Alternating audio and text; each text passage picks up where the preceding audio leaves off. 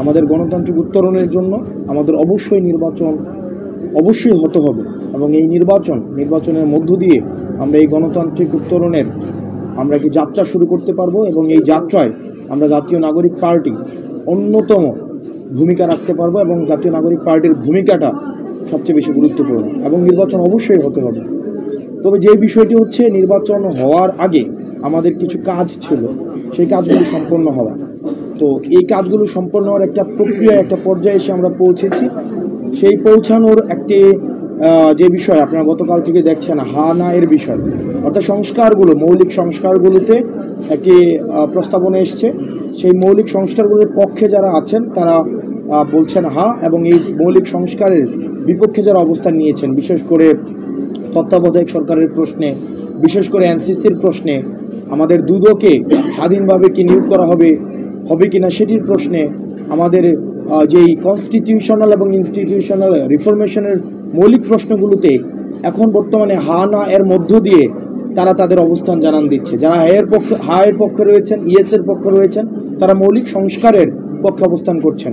অন্যদিকে যারা নায়ের পক্ষ নিয়েছেন তাদের এই জায়গায় বিষয়টি স্পষ্ট হয় যে মৌলিক সংস্কারের যে বিষয়গুলো এসছে সেটির বিপক্ষে তারা অবস্থান নিচ্ছে। অতি দ্রুত এই গণভোট নিয়ে আমাদের অর্ডার হতে হবে।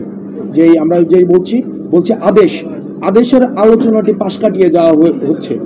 আমরা চাই অতি দ্রুত আদেশের বিষয়টি নিষ্পত্তি হোক এবং এই আদেশটি কোনো অধ্যাদেশ নয়, কোনো প্রজ্ঞাপন নয়, অবশ্যই আদেশ হতে হবে এবং এই আদেশটি আমাদের এই গণ অভ্যুত্থানের মধ্য দিয়ে যিনি প্রধান উপদেষ্টা হয়েছেন ডক্টর মোহাম্মদ ইউনূসকে সে আদেশটি জারি করতে হবে।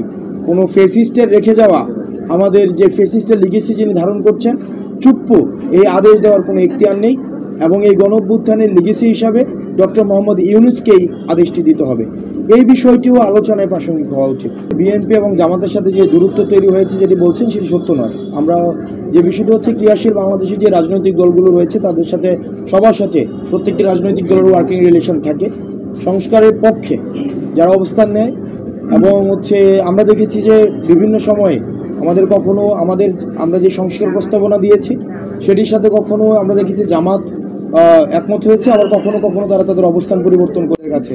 সেজন্য আমরা বারবার আসলে যেটি ফোকাস করছি সেটি হচ্ছে নির্বাচন কমিশন এভাবে আসলে উইমজেগিলি চলতে পারে না। তার একটা নীতিমালা থাকতে হবে। এটি জনগণের প্রতিষ্ঠান, সাংবিধানিক প্রতিষ্ঠানটি নীতিমালার ভিত্তিতেই কিন্তু চলতে হবে, কারণ নিয়মের ভিত্তিতে চলতে হবে। আমাদের কর্মসূচি, আমরা জনগণ থেকে আমাদের কর্মসূচি আসে।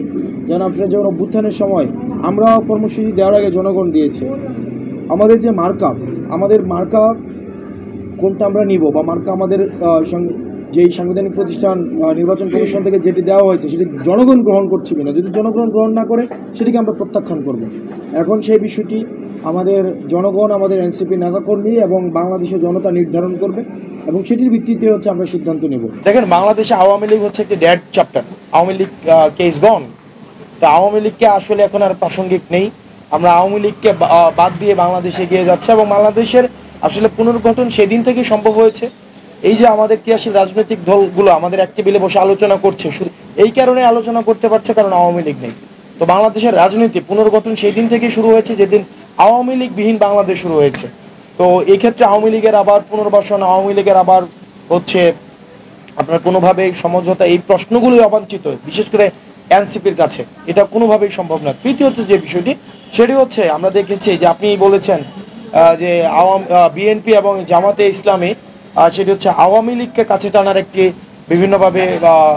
বিভিন্ন প্রতিষ্ঠান আমরা সোশ্যাল মিডিয়াতে দেখেছি যে করা হচ্ছে ভোটার হিসেবে।